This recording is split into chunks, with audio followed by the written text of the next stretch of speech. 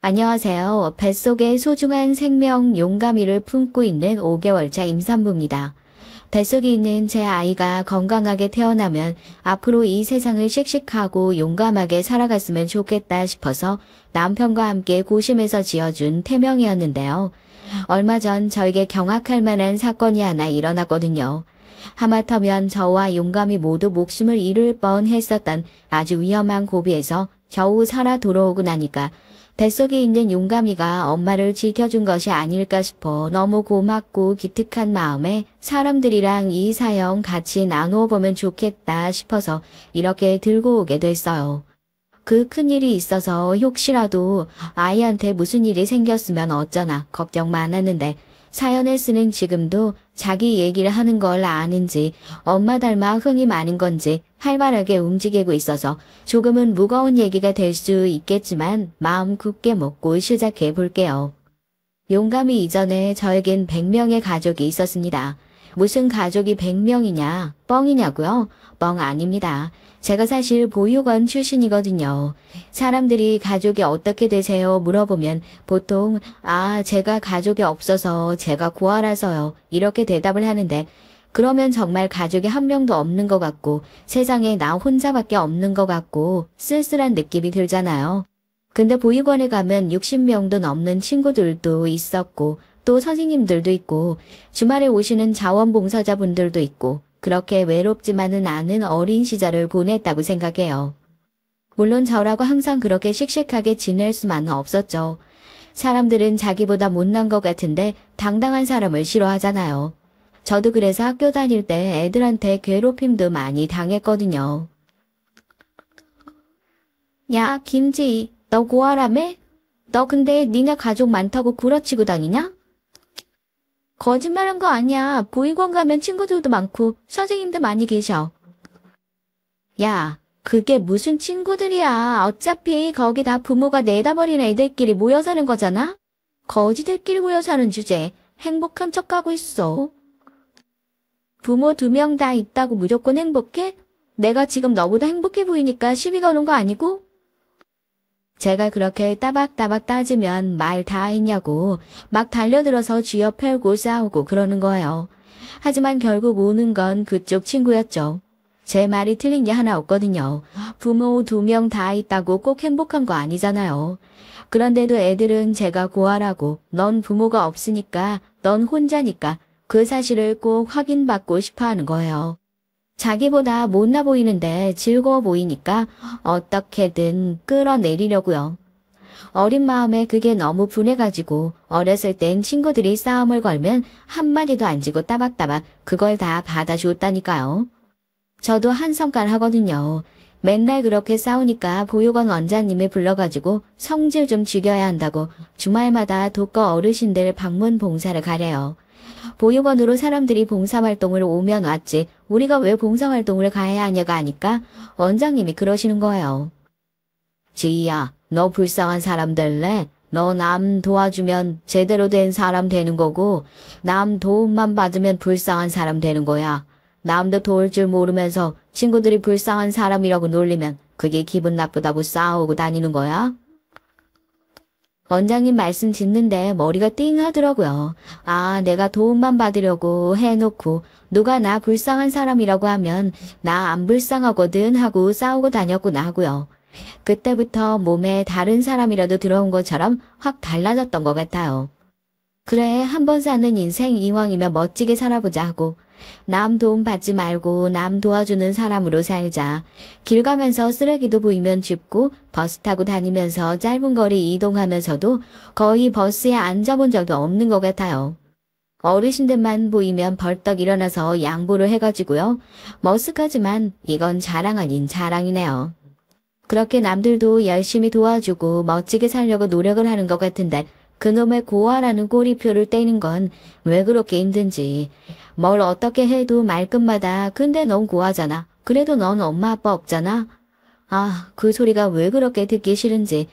애들 저 입을 어떻게 막아줄까 하다가 그래 그냥 내가 쟤보다 잘나면 되잖아. 타고난 얼굴이나 키나 부모님이나 가정 환경, 돈 뭐 하나 내 힘으로 바꿀 수 있는 것들이 아무것도 없는데 딱 하나 공부요. 내 힘으로 바꿀 수 있는 게 그거 하나 있더라고요. 중학교 2학년 때 전교 1등이 단상에 올라가서 상장을 받는데 전교생이 박수를 치는 거예요. 저한테 고아고아 소리를 했던 그 일까지요. 아, 내가 전교 1등을 하면 제가 치기 싫어 죽을 것 같아도 나한테 박수 한 번은 치겠구나. 졸업하기 전까지 쟤한테 박수 한 번은 받아보고 졸업하자. 제가 중학교 2학년 때 전교 80등이었거든요. 솔직히 말이 안 되잖아요. 전교 80등 하던 애가 어떻게 전교 1등을 하겠어요. 네, 그 말도 안 되는 걸 제가 결국 해냈다니까요.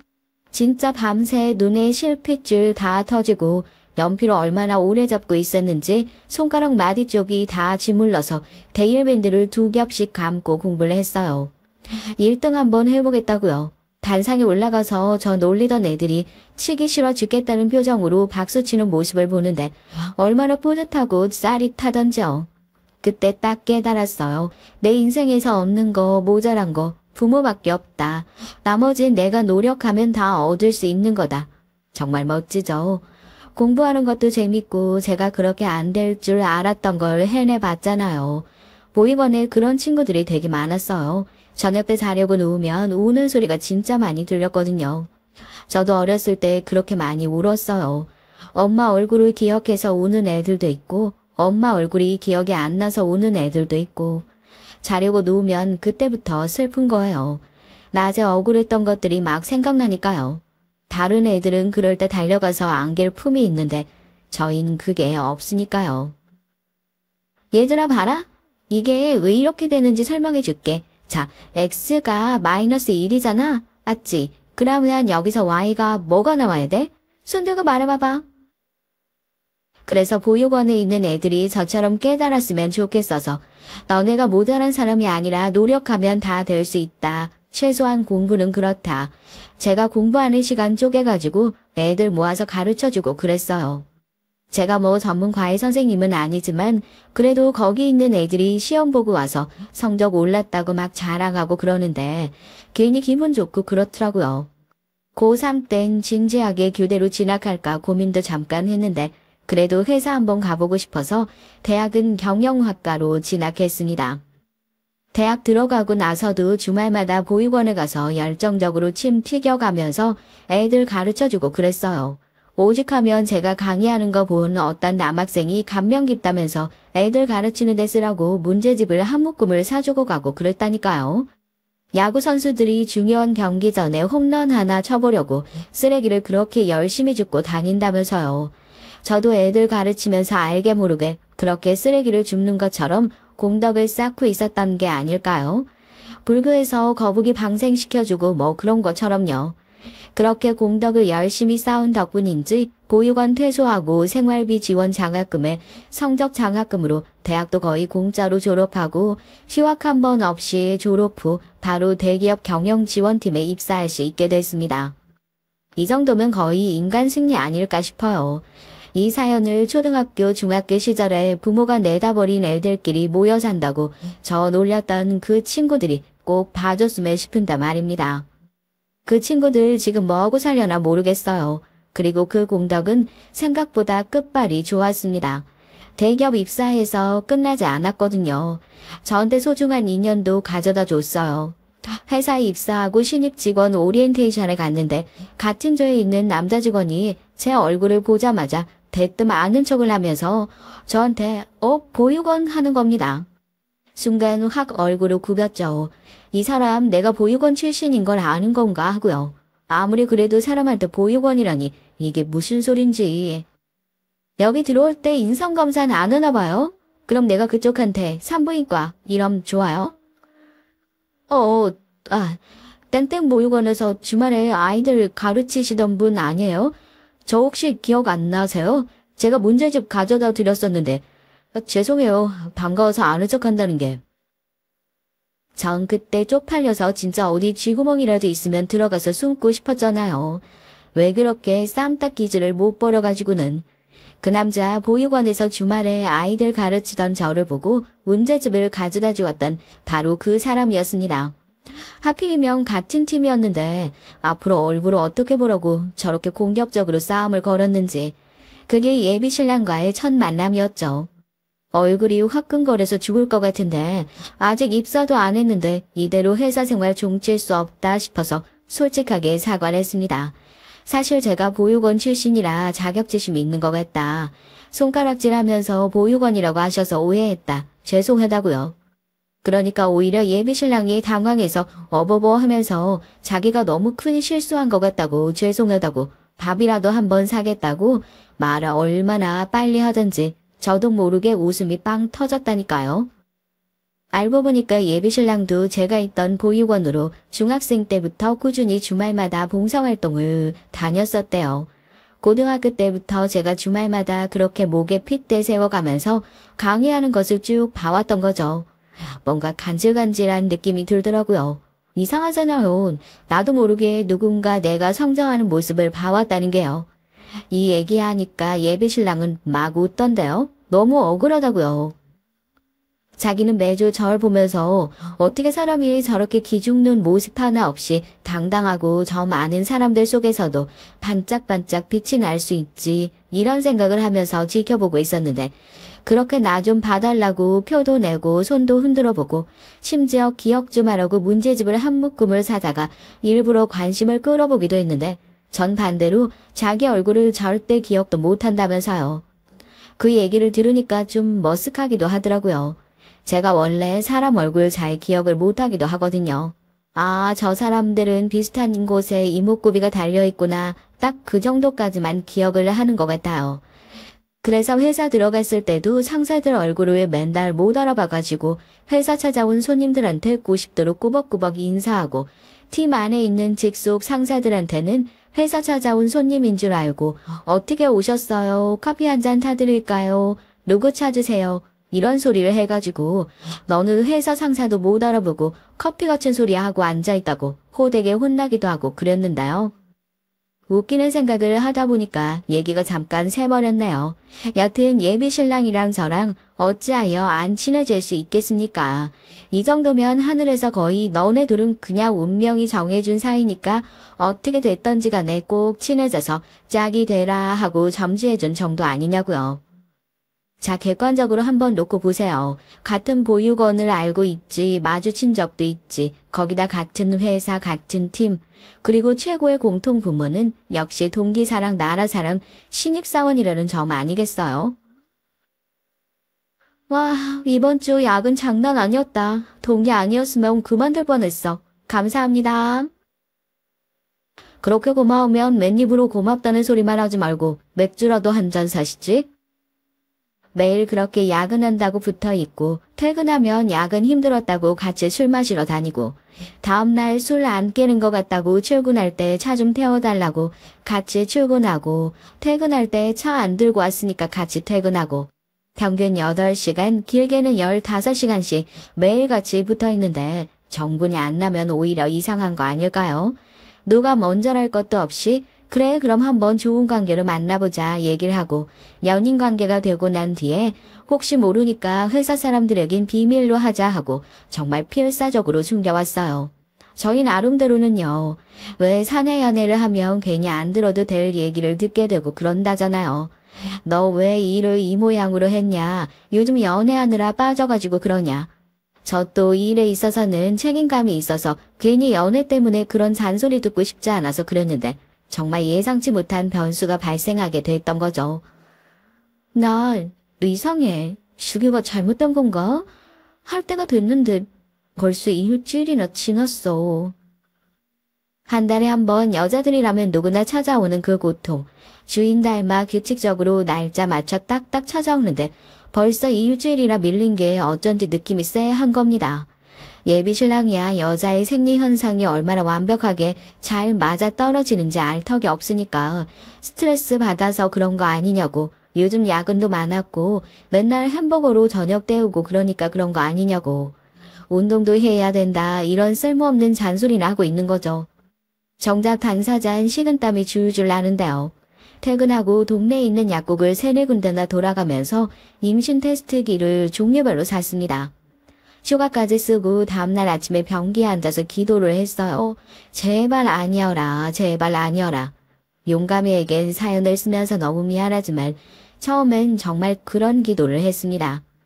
아직 예비 시어머니 얼굴도 안 봤는데 임신은 무슨 말도 안 되는 소리냐. 그리고 임신이 뭐 그렇게 쉽게 될 리가 있냐. 그건 드라마나 가능한 얘기 아니냐. 그러면 불임 클리닉은 왜 있냐 하고. 단체 쓰고 당장 집으로 와. 나 임신이래. 이거 정확한 거 아닐 수도 있으니까 병원 가서 다시 한번 검사 받아봐야 알 것 같아. 별별 신을 다 찾아가면서 빼꼼 확인한 테스트기엔 실눈을 뜨고 봐도 선명하게 보이는 두 줄이 나와 있었습니다. 하늘이 새파란데 어디서 천둥 치는 소리가 들리는 것 같더라고요. 공부를 그렇게 열심히 했는데 그 어디에도 이럴 때 어떻게 하면 된다는 답은 써있지 않았습니다. 예비 신랑에게 바로 전화했죠. 회사라서 큰 소리로 얘기는 못하는데 그럼 나 아빠 되는 거야 하고 잔뜩 들뜬 목소리로 기뻐하더라고요. 처음에 너는 참 속도 없다. 이게 그렇게 좋냐 생각했었는데 그래도 당황하거나 굼뜬 모습이 아니라 정말 일초의 망설임도 없이 자기 아빠 되는 거냐고 태명을 고민하는 모습을 보니까 방금까지 변기에 앉아서 제발 아니어라 기도했던 제 모습이 오히려 한심하고 아직 정확하게 확인하지도 않았지만 뱃속에 있는 아이한테 괜히 미안해지는 거 있죠. 그렇게 오후 반차를 쓴 예비신랑과 산부인과에 가서 다시 한번 확인을 받아보니 임신 5주차 확실한 임신이었습니다. 회사에서 나왔다고 이전 아주 방방 뛰면서 좋아하더라고요. 저는 좋기도 하고 얼떨떨하기도 하고 당황스럽기도 하고 심란하기도 하고 모든 감정이 앞서서 가장 큰 생각은 그럼 이제 어떡하지 하는 마음. 우선 인사부터 가야겠지. 이럴 때 예비신랑이 참 부럽더라고요. 난 부모님이 안 계시니까 예비신랑은 인사드리러 갈 곳 없어 좋겠다고요. 이런 제 속도 모르고 제 손 꼭 잡고 아이랑 제 손 꼭 책임지겠다는 예비신랑. 용의 해에 용감하게 저희를 찾아왔다고 앞으로 태어나서도 용감하고 씩씩하게 살라고 용감이라는 태명을 붙여주었습니다. 우선 자기가 집에 가서 결혼할 사람이 있으니 인사 올 거다. 아이 생겼다. 어느 정도 운은 띄워놓겠다고 하더라고요. 애 생겼다는 소식보다 시댁 갈 생각을 하니까 더 걱정이 되는 거 있죠. 물론 남편만 봐도 시댁이 얼마나 좋은지는 얼추 짐작이 됐지만 왜 이럴 때마다 자꾸 자신감이 없어지는지.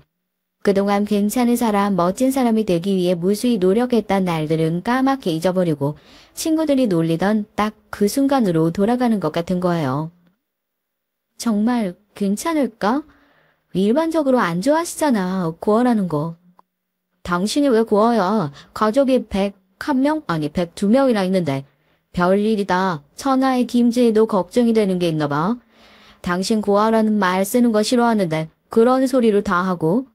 지야, 우리 엄마 그런 사람 아니야. 더군다나 설령 그런 환경을 꺼려한다고 하더라도 네 뱃속에 있는 아이 너 혼자 가진 애 아니야.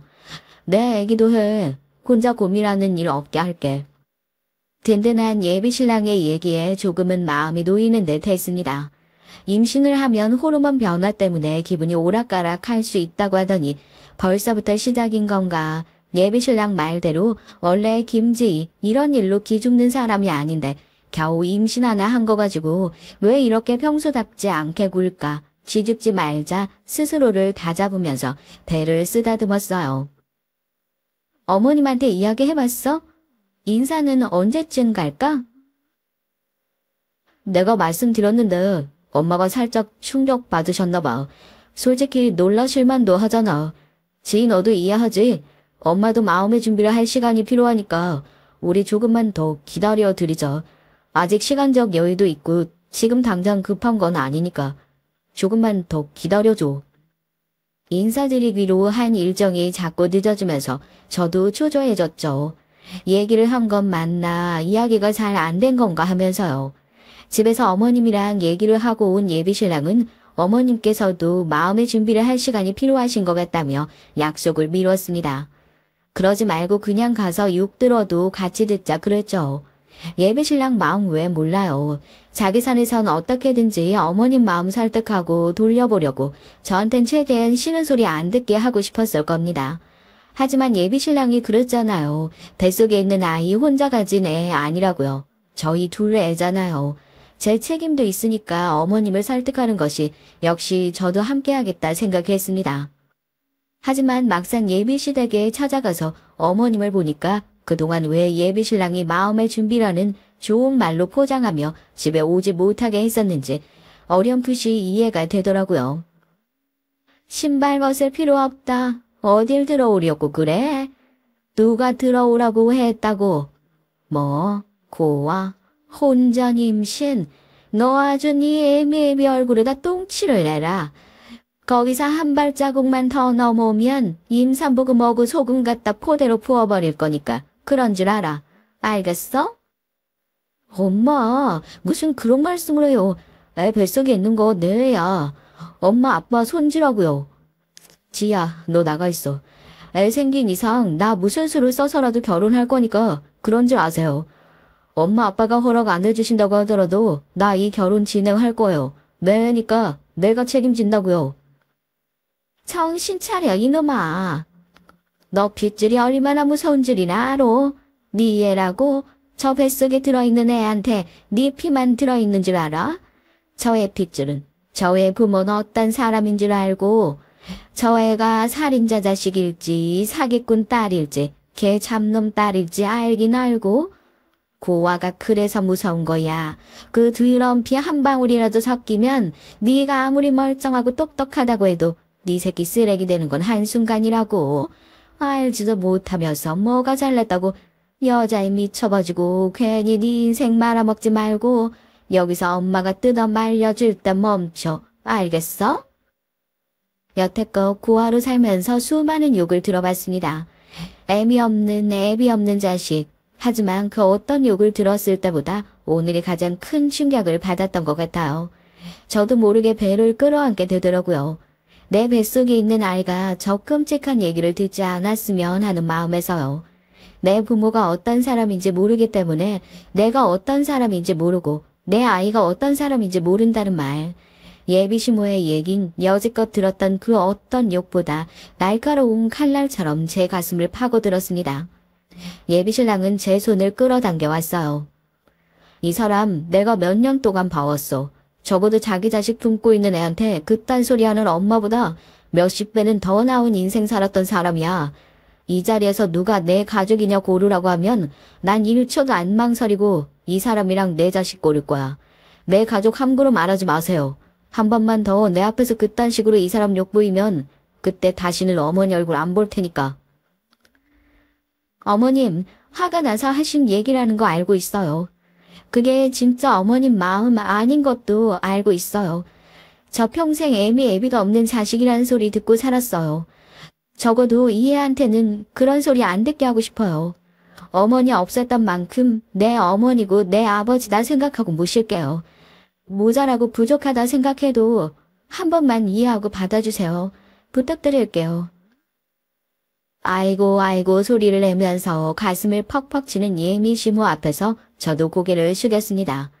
무슨 생각이신진 몰라도 어머님께선 내가 아까 말이 좀 과했던 것 같다고 미안해하면서 이만 가보라고 나중에 다시 연락하겠다고 저희를 돌려보내셨어요. 문 닫고 돌아서는데 다리에 힘이 쭉 풀려서 엘리베이터 안에 그대로 주저앉았습니다. 살면서 누구한테 저런 얘기를 들어보겠어요. 예비신랑이 놀라서 괜찮냐고 제 팔을 얼른 붙잡았죠. 어머님, 마음 풀리신 것 같아 보이지? 미안하셨다고 그러셨잖아, 방금. 지금 이 와중에 그게 중요해? 진짜 괜찮은 거 맞아? 병원 안 가봐도 되겠어? 예비신랑 성격에 집에서 제대로 된 허락 못 받으면 냅다 또 혼인신고라도 하자고 나설 것 같았는데 아직 그래 결혼해라 소리 떨어진 건 아니지만 그래도 조금씩 어머님의 마음이 열리고 계시는 것 같아서 희망이 보인다 생각했습니다. 어쨌든 나중에 다시 연락하겠다 다음을 기약하신 거니까요. 그리고 얼마 지나지 않아 낯선 번호로 연락이 오고 어머님의 목소리가 수화기에서 흘러나왔을 때 전 정말 옳았구나 했습니다. 이제 저한테 완전히 마음을 여셨구나 하고요. 너 병원은 제대로 다니고 있는 거니?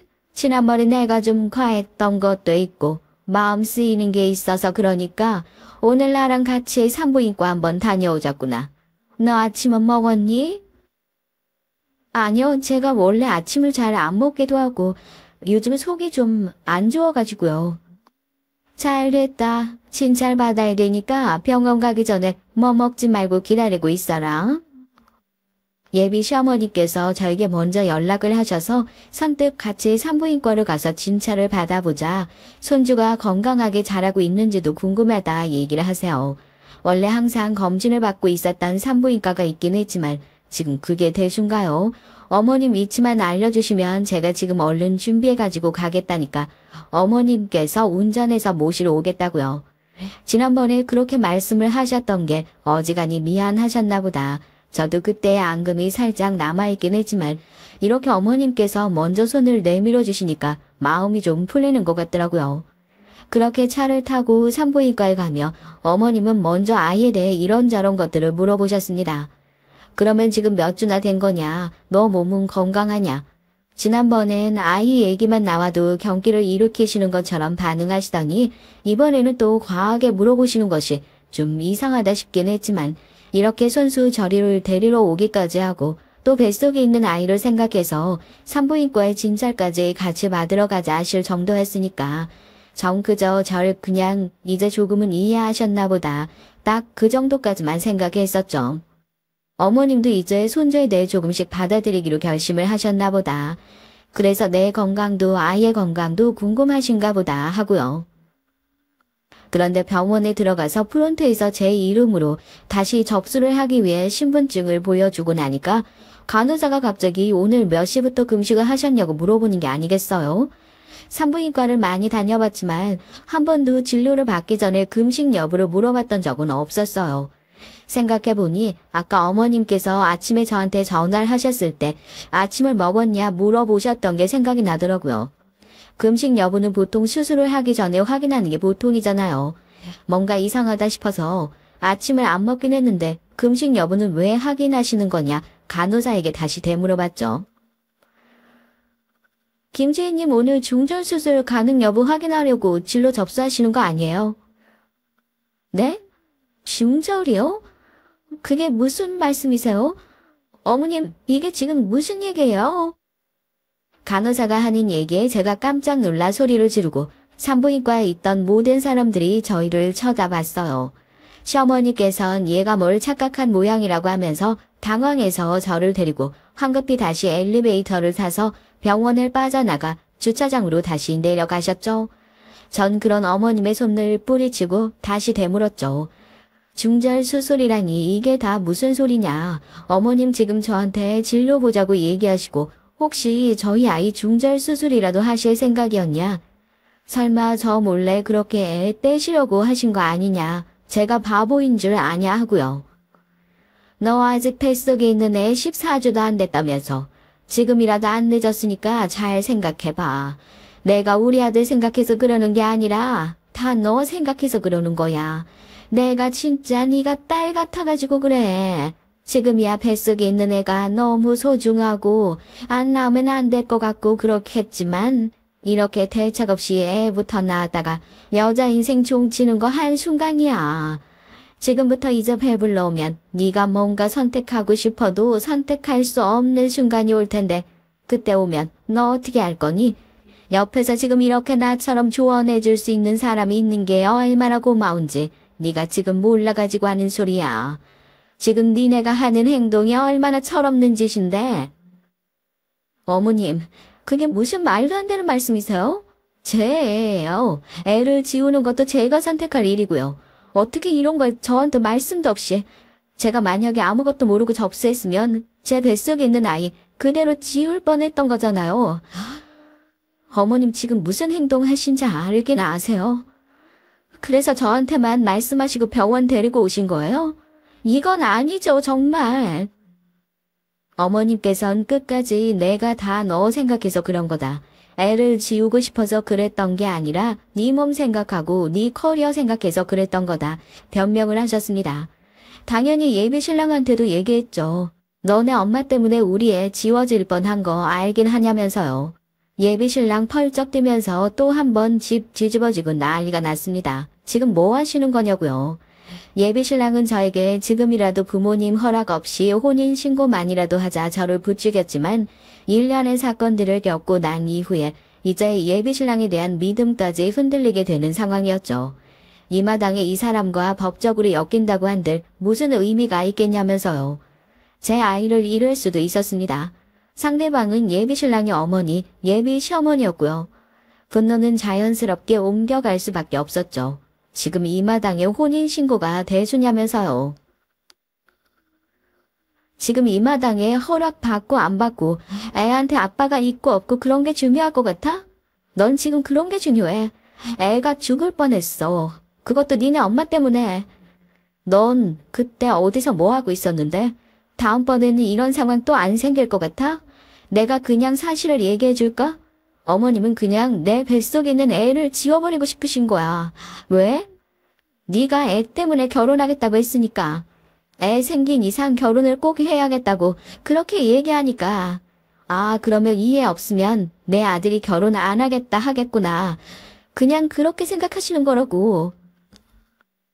지야, 너 지금 너무 흥분했어.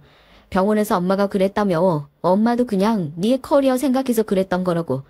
여태까지 우리 엄마가 한 행동이 상식선에서 이해가 안 되는 거라는 거 나도 잘 알고 있는데 너 지금 너무 갔어. 지금 얘기하는 것만 들어보면 우리 엄마가 무슨 너랑 네 뱃속에 있는 애를 따라다니면서 위협이라도 하는 사람처럼 얘기하는데 그냥 너 생각해서 그러셨던 거야. 너 그건 오해하는 거라고. 결국에 팔은 안으로 굽게 되어 있다고 전 아이와 함께 생사의 문턱을 밟은 느낌이었는데 예비신랑은 끝내 자기 어머니의 편을 들고 말았습니다. 여기서 더 무슨 얘기를 하겠어요. 이런 얘기를 하는 사람이 어떻게 저에게 부모님 허락 없이 혼인신고를 하자는 얘기를 할 수 있겠어요. 무슨 책임감이 있어서 아이의 아버지가 되겠다는 소리를 해요. 자기는 끝까지 우리 엄마는 그럴 사람이 아니다. 너 생각해서 병원에서 얘기한 대로 그냥 네 커리어 생각해서 좀 과하게 행동했던 거다 얘기를 했지만 전 끝까지 그 의심을 지울 수 없었습니다. 제 뱃속에 있던 아이만 없어지면 자기 아들이 결혼을 포기할 거라 생각하고 어떻게든 아이를 없애려 한다는 느낌을 받았다고요. 왜냐고요? 이제 뭐 전략을 바꾸시기라도 한 건지 어머님은 저에게 연락해서 기분이 상했다면 미안하다. 그런 의미로 했던 건 아니다 사과를 하면서 수시로 만나자는 말씀을 하셨거든요. 저에게 그때 병원에서 있었던 일이 너무나도 트라우마로 남아있어서 어머님과 만났다가 혹시라도 같은 상황이 생길까 싶어 주스를 꼬박꼬박 세어가면서 14주가 지나기 전까진 절대 어머님과 만나지 말자 다짐까지 했었을 정도라니까요. 자다가 저를 봉고차에 몰래 태워서 싣고 가서 애를 떼어버리는 그런 끔찍한 꿈을 꾸다가 놀라서 벌떡 일어나 배를 확인하고 땀 범벅이 된 옷을 갈아입기도 할 정도였습니다. 그 찝찝한 인연 확실하게 끊어버리면 그만인데 또 심증만 있고 물증은 없는 상황에서 마냥 의심을 할 수도 없고 예비신랑은 어떻게든 어머님과 제 관계를 회복시키려고 노력하고 있었죠. 그러나 결국 골마 터질 대로 골마 터진 이 상황이 얼마 전 뻥 하고 터져버리고 말았습니다. 지야, 언제까지 이렇게 지낼 수는 없잖아. 엄마도 그때 일 많이 반성하고 계셔. 나한테도 몇 번이나 미안하다고 사과하셨고 너한테도 제대로 사과하고 싶다고 하시는데 결국 우리 가족이 될 사이잖아. 너 원래 그런 사람 아니잖아. 쌓인 게 있으면 제대로 화내고 사과 받을 거 있으면 제대로 사과받고 맺고 끊으면 확실하게 해야지. 이제 그만 풀자, 응? 제 생일이 얼마 남지 않은 날이었어요. 여전히 어머님의 연락을 피하고 있었고요. 어머님께서 그동안 있었던 일들을 제대로 사과하고 제대로 푸는 자리를 마련하고 싶다면서 저를 집으로 초대해서 생일상을 차려주고 싶으시답니다. 솔직히 그 자리도 가고 싶진 않았죠. 요즘에 입덧도 그렇고 컨디션도 좋지 않아서 괜히 신경 쓰이는 자리 가서 뭐가 좋을까 하고요. 예비신랑이 며칠 내내 통사정을 해서 그래 나도 언제까지 이러고 있을 수는 없으니까 그냥 가서 들이받더라도 눈 딱 감고 하루만 참자 하는 마음으로 예비시댁에 다시 갔습니다. 아마 사연 들으시면서 그러실 거예요. 아유 거길 왜 다시 기어 들어가냐 하고요. 욕 들어먹어도 싸요. 저도 그 집 현관 들어가면서 딱 그랬거든요. 아, 내가 왜 여길 다시 기어들어 왔지 하고요. 신발장 딱 밟자마자 맨 처음에 인사 왔었을 때 여기서 막말 들었던 기억이 생생하게 다시 되살아나면서 대번의 인상이 딱 찌푸려지더라니까요. 지희 왔니? 아유, 이제 배가 꽤 나왔네. 오늘하고 고생 많았지. 얼른 들어와라. 네가 뭘 좋아하는지를 몰라가지고 얘한테 물어봐서 이것저것 하기는 했는데 네 입맛에 맞을지 모르겠다.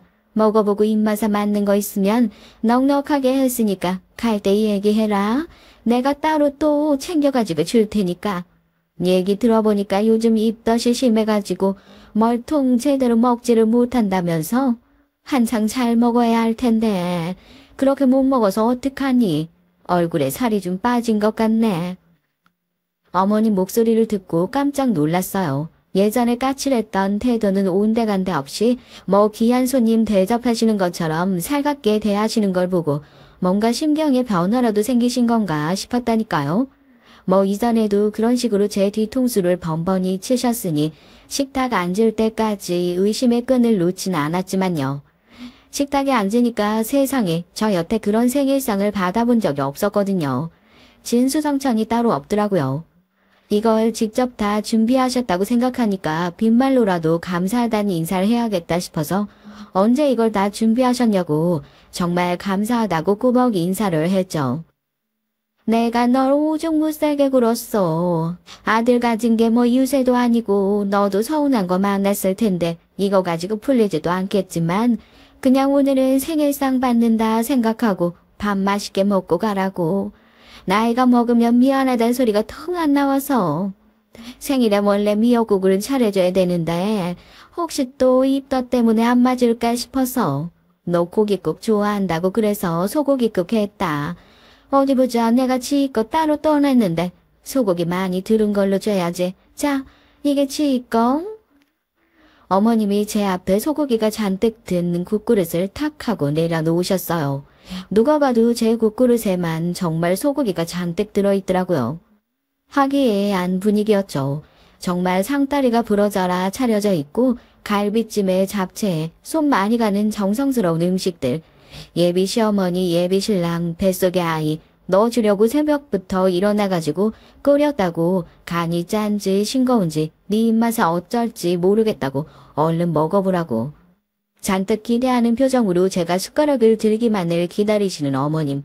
모든 것이 완벽했는데 왜 저는 그 완벽함이 뭔가 찝찝하게만 느껴졌을까요? 예비신랑은 소고기국을 떠먹어보고 간이 딱 맞다고 맛있다고 하는데 어머님께선 유난히 제가 얼른 먹어보기만을 가만히 기다리시기만 하시는 눈치인 게 그게 너무 마음에 걸리는 거예요. 뭔가 이상하다 싶어서 제가 국을 떠먹으려다가 숟가락을 딱 내려놓고 국그릇을 들고 자리에서 일어났어요.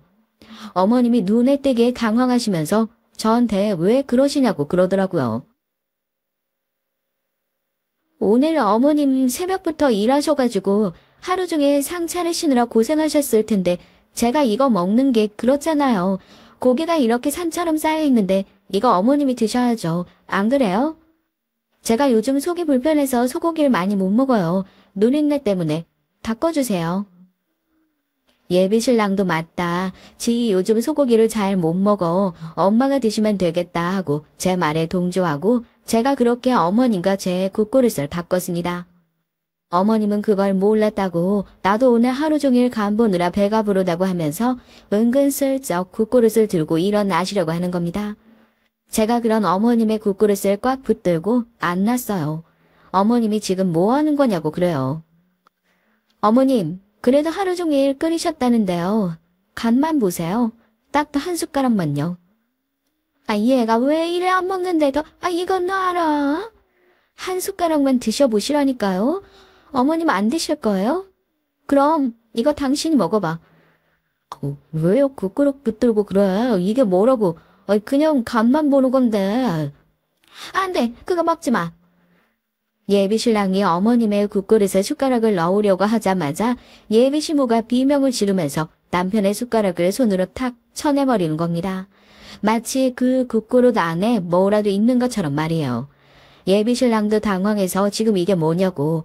제가 한 손으로 국그릇을 꽉 붙들고 주머니에서 핸드폰을 꺼내 바로 112에 전화를 걸었죠. 지금 당장 여기로 와달라고요. 예비신부는 낑낑거리면서 제가 붙든 국그릇을 어떻게든 빼내려고 난리를 쳤고 전 그런 예비신부를 무슨 초인적인 힘이 났는지 몰라도 어깨로 확 밀쳐버렸습니다. 김지, 너 지금 이게 우리 엄마한테 뭐하는 짓이야? 너 지금 보고도 모르겠어? 니네 엄마가 내 국그릇에다 뭘 탄 거라고. 내가 지금 그 국그릇 바꿨다가 네가 그거 간보려고 하니까 니네 엄마가 그거 못 먹게 숟가락 쳐낸 거 아니야. 여보세요? 거기 경찰이죠? 지금 당장 여기로 와주세요. 주소 불러드릴게요. 엄마, 그게 사실이야? 엄마 지금 미친 거야? 여기다가 뭘 탄 거야? 어디 감히 고아 주제에 우리 아들을 넘보려고. 네 뱃속에 그 그지 같은 애만 없으면 우리 아들이 너깐년이랑 결혼 안 해도 되잖아. 그 그지 같은 애만 떨어지면 되는 거잖아. 아우, 왜 하필 우리 아들이냐고. 왜 하필 우리 아들 붙잡고 안 놔주는 건데. 네가 먹었어야지. 예비신부는 바닥에 주저앉아서 발을 구르면서 소리를 지르기 시작했어요. 기가 차서 제가 예비신랑한테 그랬습니다. 보라고, 저게 니네 엄마라고. 내가 얘기하지 않았냐. 니네 엄만 그냥 내 뱃속에 있는 애만 없으면 네가 나랑 결혼 안 할 거라고 생각했던 그런 한심한 인간이다. 어떻게든지 애 지우려고 혈안이 들어있던 거다. 예비신랑은 망연자실한 표정으로 자기 어머니 앞에 주저앉아서 대체 왜 그랬던 거냐고 의미 없는 질문을 하더군요. 그때 집 안으로 경찰이 들이닥쳤습니다. 손이 시뻘겋게 잊고 있는 줄도 몰랐어요. 예비신부가 혹시 증거인멸하기라도 할까봐 꼭 붙들고 있었던 국그릇을 그제야 놨습니다. 제 오른손이 빨갛게 화상을 입어서 껍질이 다 벗겨졌더라고요. 경찰들이 산모님 괜찮으시냐고 지금 바로 응급처치 해야 할 것 같다고 구급함이라도 얼른 가져오시라고 예비신랑이 구급함을 들고 저한테 달려왔지만 전 그 손을 탁 쳐내고 경찰들한테 이거 그대로 가져가서 이 안에 들어있는 게 대체 뭔지 확인 좀 해달라고 저 여자가 이 안에 뭘 타서 저한테 먹이려고 했다 얘기를 했죠. 다른 대로 말하세요. 이 안에다 뭐 넣으셨어요? 지금 대답 안 하시면 나중에 법정에서 불리하게 작용하실 수 있습니다. 똑바로 말씀하세요. 전현이 우리 아들 꼬셔서 애 가져가지고 그런 거라고요. 난 잘못 없어요. 난 그냥 애만 지우려고 했던 거라고요. 아주머니, 그런 말씀 다 소용없으세요. 그냥 묻는 말씀에만 대답하시라고요. 이 국그릇 안에다 뭐 넣으신 거 맞으세요? 그러니까 이 안에다 뭐 넣으신 거예요? 그리고 이어지는 예비신부의 답변에 현장에 있던 경찰관까지 다 미친 사람 따로 없다고 혀를 내둘렀습니다. 예비신부가 국그릇에 탄 액체의 정체 궁금하지 않으세요? 바로 락스였습니다. 만약 제가 그걸 그대로 떠먹었다면 뱃속에 있는 아이는 물론이고 제 목이며 폐며 남아나지 않았을지도 모르죠. 끝까지 자긴 저까지 해줄 생각은 아니었다.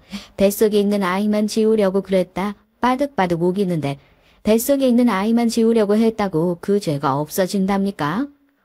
엄마, 진짜 미쳤어?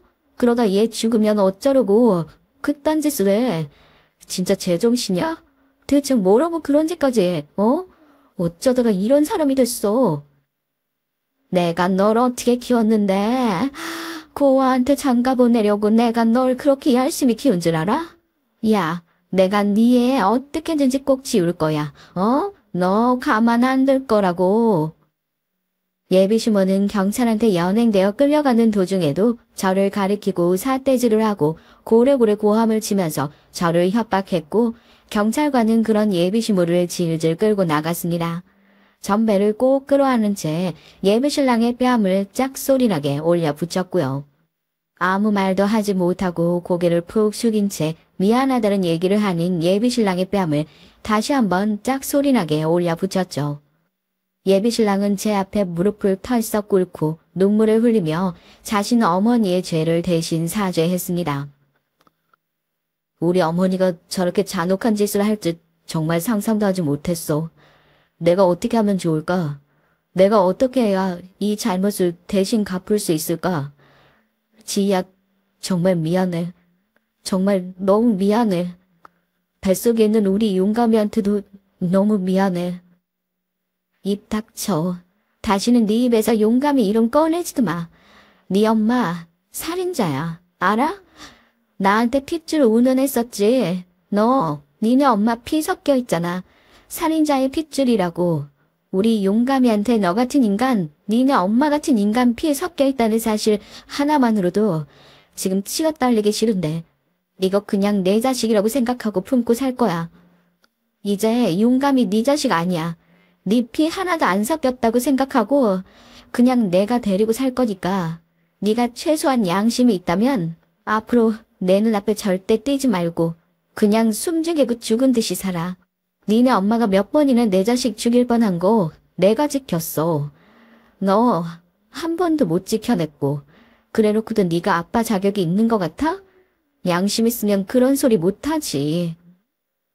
최소한의 양심은 있는 놈이었나 봅니다. 제가 네가 어떻게 그런 행동을 하고도 아빠 자격을 운운하냐, 다시는 내 앞에 나타나지 말아라 얘기를 하니 자기가 입이 있어도 무슨 말을 할 수 있겠냐. 그냥 미안하다는 얘기밖에 할 수 없겠다.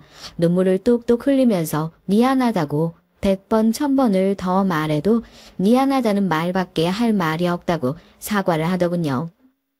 식탁에서 뭔가 쎄했던 느낌이 없었다면 저와 용감이는 어떻게 됐을까요? 아직도 그때 순간적으로 그런 기질을 발휘했던 것이, 아니 그냥 그런 느낌이 들었다는 것이 신기하기만 합니다. 뱃속에 있는 용감이가 살고 싶어서 엄마를 살려주기 위해서 온 힘을 쥐어짜서 저에게 무언가 신호를 준 것이 아닌가 싶어요. 그 악랄한 예비시모는 어떻게 됐냐고요? 재판이 진행 중입니다. 다행히 경찰한테 연행되어 가던 당시에 자기 입으로 경찰 앞에 자기가 락스 직접 탔다 진술을 다 했던 탓에 고의성도 다 입증됐고, 지금 의뢰를 진행해서 락스를 정확히 얼마나 탄 건지, 그 용량이 정말 해를 입힐 정도에 가까운 수준이었는지 그런 것들을 밝혀내는 과정에 있다고 하더라고요. 제대로 된 죗값을 치르게 하기 위해서 임의로 병원을 동행해서 낙태 수술을 종용하려고 했던 정황도 차량에 블랙박스 메모리 카드를 제출하고 어떤 식으로든 빠져나갈 구석을 만들지 못하도록 예비시모의 숨통을 꽉꽉 조여가고 있는 중입니다. 고아의 한자를 해석하면 외로운 아이라고 해요. 부모가 없는 아이가 고아가 아닌, 부모가 있어도 외로운 사람이 진정한 고아가 아닐까, 전 그렇게 생각하려고요. 저도 용감이도 서로가 있는 한 한평생 외롭지 않은 인생을 살 것이니 누구 하나 사는 동안 우리를 절대 외로운 아이, 고아라고 부를 수 없을 겁니다. 앞으로도 살아가면서 잘못한 사람이 있으면 제대로 된 죗값을 치르게 하고 누구 하나 외롭지 않게 살 수 있도록, 그렇게 제대로 된 인생을 살 수 있도록 제 아이를 키워나갈 예정이에요. 비록 쓰레기 같은 놈과 함께 지었던 이름이긴 하지만 그 뜻만큼은 잘 살릴 수 있도록 이 아이 끝까지 용감하고 씩씩하게 잘 길러낼 수 있도록 많은 응원 부탁드립니다. 어렸을 때도 홀로서기를 잘 했었던 저니까요. 아이 키우는 것도 혼자서 멋지게 잘 해낼 수 있겠죠. 분명 그럴 거라 생각하고 힘내보렵니다. 용감아, 엄마 얼마나 잘 해나가는지 앞으로도 옆에서 늘 지켜봐줘. 사랑한다 우리 아가. 안녕하세요. 여러분은 명절이 되면 어떤 기분이 드시나요? 요즘은 워낙에 간소하게들 많이 해서 밖에 나가 외식을 하시는 분들도 있고 여행을 하는 가족도 있다고 들었는데요. 저에게 명절은 큰 애로사항이었습니다. 거기다 전 우리 동서들 때문에 명절이 다가오게 한 2주 전부터 스트레스를 받았던 사람이랍니다. 하지만 세상에서 최고로 따뜻한 시아버지를 둔 덕분에 더 이상 스트레스 받지 않고 무던히 넘길 수 있었죠. 오늘은 제게 너무나 소중한 시아버지의 얘기를 들려드릴 겸 시원하게 동서들을 박살낸 얘기를 전하고자 합니다. 제가 글을 많이 읽긴 하지만 써본 적은 별로 없어서 미흡할 수 있는 점 먼저 양해 부탁드릴게요. 먼저 저희 시어머니와 시아버지를 처음 만났을 적 얘기부터 전하고 싶은데요. 저희 시부모님은 성격이 극반대셨습니다. 먼저 시아버지는 앞서 말씀드렸듯 인상부터가 온화하고 선하셨는데요. 세심한 부분까지 있으셔서 처음 만난 어색한 자리를 밝게 이끌어주신 분이 시아버지입니다. 반대로 시어머니는 저를 보고 한숨을 푹 쉬시며 단번에 제 얼굴 안색을 그늘지게 만드신 분이죠. 우리 아들이 결혼할 여자를 데려온다고 해서 나는 대단히 또 기대를 했건만 참 이래서 기대는 쉽사리 하면 안 되는 건데 내가 참 멍청하다 멍청해. 시어머니에게 있어 저희 남편은 부모의 기대를 저버리지 않은 장남이었는데요. 검사라는 직업을 가진 데다 이름만 들어도 알만한 명문대를 나왔으니 늘 혼처 자리를 두고 고민이 많으셨다고 합니다. 근데 그 자리에 그저 중소기업 상원이었던 제가 들어왔으니 마음에 드실 리가 없었죠. 거기다 남편에겐 도련님 두 분이 계셨는데 한 분은 결혼을 해서 제게 서방님이 되시는 분입니다. 서방님 역시 남편을 따라 검사가 됐고 결혼한 동서 역시 변호사였거든요. 여기에 시아버님 역시 판사로 재직하고 계셨으니 한마디로 사자를 달고 있는 집안이었던 거죠. 시어머니와 저를 제외하고요. 시어머니는 보자마자 안면을 확 찡그리곤 잘 쳐다보지도 않으셨습니다.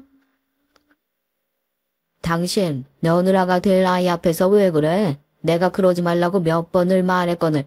아가 미안하다. 잘못한 건 시어머니였지만 시아버지가 나서 정작 사과를 하시며 제 마음을 달래주셨어요. 아가 시애미가 한 말로 마음 많이 상했지. 저 양반이 장남인 진혁이를 싸고 도는 경향이 있어. 아주 어릴 적부터 그랬지. 자식이라면 눈이 뒤집혀서는. 아까는 내가 다 민망하고 미안하더구나. 너무 마음 상하지 않길 바란다. 난 네가 이 집 식구로 들어와서 너무 반갑고 좋구나. 처음엔 존댓말을 쓰시다 말을 놓아도 되냐 물으시군 나중에 이렇게 친정아버지처럼 따스하게 말씀을 해주시는데 괜히 울컥하더라고요. 전 친정이랄 게 거의 없었죠. 그것도 시어머니가 절 마음에 안 들어 하시는데 큰 부분을 차지했는데요. 여기서 거의란 애매한 표현을 쓴 건 저조차도 있다고 해야 할지 없다고 해야 할지 헷갈릴 때가 있어서 그렇답니다. 그러니까 저희 친정아버지, 아버지는 저를 어렸을 적 열심히 키우시다 암으로 일찍 돌아가셨고요. 어머니는 절 외할머니 댁에 맡기고 사라지셨습니다. 언니가 한 명 있는데 아주 간간히 연락을 하는 사이고요. 자매의 정이랄 것도 없는 사이요. 그러니 가족의 정, 가족의 울타리 이런 단어와는 아주 거리가 먼 삶을 살아왔는데 시아버지를 보니까 오래전 돌아가신 친정아버지 생각이 나더라고요. 어렸을 때 돌아가시는 바람에 이전 얼굴도 흐릿하지만 문득 겹쳐 보였습니다. 시어머니께선 남편에게 약간 눌려 계신 탓에 결혼 반대를 외치진 못하셨지만 줄곧 절 마음에 들어하지 않으셨어요. 제사 준비, 명절 준비, 생일 준비, 맏며느리란 이유로 이 모든 준비를 제게 많이 맡기셨고요. 그리고 동서와 절 대놓고 편애하셨답니다. 사실 다른 것보다 전 이게 참 서러웠네요. 어떻게 같은 며느리를 두고 그렇게 사람을 대놓고 무안주고 차별하실 수 있을까요? 예를 들어 이런 거였습니다. 동서는 첫날 저를 봤을 때도 시어머니 옆에서 시종일관 방긋방긋 웃고 있는 게 좀 쎄했는데요. 그 다음 명절날 제가 열심히 설거지를 하고 있을 때도 시어머니와 수다만 떨고 있더라고요. 동서, 여기 와서 좀 도와줄 수 있어? 동서. 네? 형님 안 들렸어요. 형님 죄송한데 지금 대화 중이어서 조금 이따가요. 혼자 하기 많은 양의 설거지를 죄다 맡겨놓고 옆에서 은은한 미소를 짓고 있는 꼬라지가 너무 보기 싫더라고요. 거기다 언젠간 이렇게 저를 무시한 적도 있었습니다. 동서와 함께 장을 볼 일이 있었는데요. 동서는 틈만 나면 자신의 대학 얘기에 변호사로서 겪는 경험담들을 얘기하곤 했는데 그 얘기가 가끔 지나치게 길어질 때가 있었어요. 근데 제가 약간 반응이 시원찮으면 굳이 말도 안 되는 사족을 덧붙이는 겁니다. 형님은 이해가 안 되시겠구나. 죄송해요, 형님. 제가 형님 앞에서 별얘기를 다 했네요. 형님께선 이해하실 수 없는 법률 용어들일 텐데요. 그게 아니고 나 잠깐 장볼 목록 생각하느라 미안 정신이 팔려 있어서 재료 빠짐없이 다 사야 하잖아.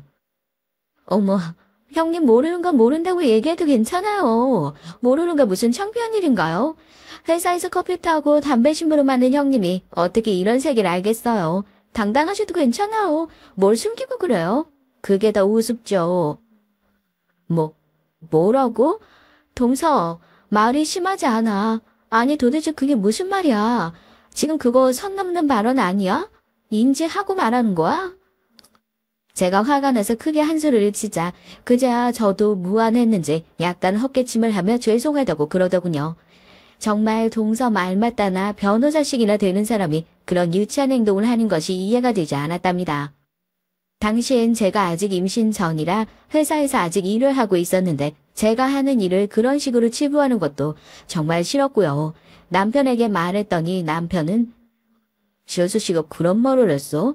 아유 무시야 그냥. 난 다른 건 몰라도 가족 간의 분란을 만드는 거 제일 싫어하는 사람이야. 그러고 가볍게 넘기려고 하더라고요. 거기에 제가 속이 또 뒤집어져서 크게 한바탕을 하고 말았죠. 당신 여기서 행동 잘해야 돼. 나 지금 시어머니한테도 동서한테도 무시당하고 있다고. 잘난 사람 많은 이 집안에 혼자 고졸에다 그저 그런 회사 다닌다는 이유로 폄하당하고 있다고. 당신은 당신 아내가 그런 취급 당한다는데 아무 생각이 안 들어 정말로? 제가 엉엉 울며 이렇게 말하자 남편도 상황의 심각성을 알았는지 약간 움찔하는 듯 알겠다고 서방님을 통해 말을 전달하겠다고 하더라고요. 다행히 남편이 어떻게 말했는지 모르겠지만 그 뒤 동서의 행동은 전보단 덜 날뛰게 됐습니다. 그리고 나름대로 남편과 제가 평화롭게 부부 생활을 보내던 어느 날 경사가 생겼죠. 바로 아기가 생긴 거예요. 저희를 찾아온 아기는 남자아이였는데 전 사실 딸이 갖고 싶었기에 조금 아쉬웠지만 그래도 내 자식이니까 소중히 키우리라 다짐하곤 출산이란 힘든 과정까지 견뎌내며 한 생명을 세상에 내놓았습니다. 그렇게 태어난 자식은 정말 눈에 넣어도 안 아프다는 말이 뭔 말인지 알게 하더라고요. 너무 이쁘고 귀해서 힘들지만 힘든 줄도 모르고 키웠습니다. 힘든 만큼 행복도 컸거든요. 아마 자식이 있는 구독자 여러분들도 이 기분 아실 거예요. 무엇이든 다 주고 싶은 마음, 열을 줘도 하나가 모자랄까봐 전전긍긍하게 되는 마음. 엄마가 되는 순간 내 이름은 버리고 오로지 내 자식 하나만 바라보게 되는 그런 마음이 제게도 찾아오더라고요. 인규야, 엄만 사실 엄마가 없었어. 이런 감정이 들 줄 몰랐는데 꼬물거리는 널 보고 있자니까 너무너무 신기해. 엄마가 널 지켜줄게. 그러니까 아픔 모르고 고생 모르고 그저 무럭무럭 건강하게만 자라줘. 일기장엔 낯 간지럽지만 이런 말도 적었어요. 다행히 남편의 머리가 나쁘지 않고 시댁 형편이 좋았기 때문에 경제적으로 딱히 힘든 부분은 없었습니다. 아이를 키우기에 좋은 환경이었단 말이에요. 제가 이렇게 아이를 양육하고 있는 사이 동서도 열심히 임신 준비를 하고 있었어요. 사실 저보다 먼저 결혼을 했으니 오래전부터 해온 셈이었죠. 그런데 잘 되지가 않는지 출산을 한 저에게 유독 신경질을 부리더라고요. 특히 저희 아들이 있는 앞에서요. 형님, 애가 너무 시끄럽게 앙앙 울어대는데 조용히 시킬 수 없어요? 짜증나 정말. 동서, 아니 애기는 원래 잘 우는 거야. 그걸 어떻게 하란 말이야? 나도 나름대로 최선을 다하고 있는 거야. 당신 왜 또 그래? 내가 형수님한테 그러지 말라고 했잖아. 내가 뭘 어쨌다고 그래. 당신이나 나한테 이래라 저래라 하지 마. 동서는 저에게 툭 하면 시비를 걸었고 그것이 그러다 두 사람의 부부싸움으로 번지고 시댁 분위기가 개판되는 건 부지기수였죠. 그런데 여기에 동서 편을 들고는 싶으나 대놓고 그러지 못하시던 시어머니와 달리 시아버지께서는 엄하게 동서를 꾸짖으셨답니다. 동서가 하는 행동은 엄연히 잘못된 것이고 손이 사람인 저에게 예의가 아니라는 것을요. 네가 아이를 갖지 못해서 힘들어하는 건 알겠지만 그렇다고 그걸 다른 사람에게 그 화를 풀어서야 되겠니? 아가, 네가 현명하다면 조금만 생각해봐라. 다음엔 이런 모습 보이지 않길 바란다. 네, 알겠습니다, 아버님. 죄송해요. 동서 역시 시아버지 앞에선 꼬랑지를 내렸죠. 지금 되짚어봐도 언제건 현명하신 시아버지셨답니다. 전 아버님이 감사했고 또 영웅처럼 느껴졌어요. 달리 제 마음을 표현할 방법이 없어 고민을 하다가 시아버지가 자신만의 서재에 앉아 커피 한 잔과 함께 집중해 책을 보고 계실 때 남몰래 그런 아버님 서재에 책 한 권이나 커피 한 잔을 놓고 가기도 했어요. 그렇게라도 고마움을 표현하고 싶었답니다. 지금 생각하면 이런 기억들이 참 애틋하고 그립네요. 아무쪼록 이렇듯 집안의 기강을 잡아주시던 시아버지가 있으니 참 다행이었는데요. 그러던 어느 날 집안의 경사라고 해야 할지 모를 일이 생겼습니다. 다로 장가를 못 드시던 막내 도련님이 드디어 장가를 가게 된 거예요. 막내 도련님은 형들의 전철을 비스무리 밟아 법대를 졸업하고 이제 막 신입 변호사의 길에 들어서신 분이었는데 성격이 뭐랄까 독특했어요. 일단 고집이나 주관이 굉장히 강한 편이었고 여자 보는 눈도 상당히 높았고요. 대화를 하다 보니 이런 것들을 자연스레 알 수 있었죠. 그랬기에 과연 어떤 여자를 데려올까 상당히 기대도 되고 염려도 되었는데요. 안녕하세요, 어머님, 아버님. 어머, 드디어 왔구나. 외국에 있다 오느라 힘들었을 텐데 시차 적응은 됐어요? 네, 하루 쉬었더니 완전히 적응되더라고요. 안녕하세요, 형님, 아주버님. 네, 어서 와요. 처음 본 막내 동서의 인상은 사람이 무척 야무지고 똑부러진 느낌이었어요. 누가 봐도 나 공부 많이 했네 하는 태가 절로 나더라고요. 미국의 유명 대학교에서 교육학 쪽 박사학위를 따고 휴양차 놀러온 한국에서 도련님을 만나 인연이 이어지게 되었다고 하던데 은색태의 안경을 낀 모습이 굉장히 지적여 보였습니다. 다만 조금 걱정되는 것이 있다면 혹시나 둘째 동서와 쿵짝이 맞아 저를 뒷담화하진 않을까 하는 것이었죠. 그때까지도 둘째 동서는 임신을 아직 못하고 있었고 호시탐탐 저의 약점을 잡아 공격할 기회만 노리고 있었으니까요. 막내 동서는 시어머니와 나누는 대화 속에서도 차분한 태도를 유지했습니다. 시어머니께서 노골적으로 물어보시는 얘기에도 말이죠. 그러니까 부친께서는 큰 사업체를 운영하시고 어머님께서는 동네에서 취미삼아 꽃집을 운영하신다고? 세상에나 너무 아름답네. 난 이게 왜 이래 아름답게 느껴질까 몰라. 감사합니다, 어머님. 근데 우리 아들한테 듣기로는 우리 예비 사돈께서 건물도 꽤나 갖고 계신다고 하던데 그것도 사실인 건가? 아이고, 불편하면 대답 안 해도 돼요. 그냥 궁금해서 물어보는 거니까. 네, 맞아요, 어머님. 서울에 2개, 경기도 쪽에 2개 정도 있어요. 어머, 세상에. 그렇구나. 맞구나. 참, 이 대목에선 저도 얼굴이 붉어졌는데요. 시댁 집안이 못 사는 집안도 아니고 왜 저리 돈을 밝히시는 건지 저리 노골적으로 물어보실 것까진 없나 싶은데 도통 모르겠더라고요. 시아버지께서도 약간 인상을 찡그리시는 게 보였습니다. 그런데 의중을 알 수 없는 실종일관 차가운 표정을 하고 있던 막내 동서에게서 전 이때 약간의 촉을 느꼈는데요. 아마 이건 저만 느꼈던 것 같습니다. 돌아오는 길 남편에게 물어보니 남편은 제가 허튼 소리를 한다고 치부하더라고요. 아니, 막내 동서 차분해서 좋기는 한데 사람이 약간 뭐랄까 조금 냉정해 보이지 않아? 차갑다랄까 살짝 무섭기도 하고.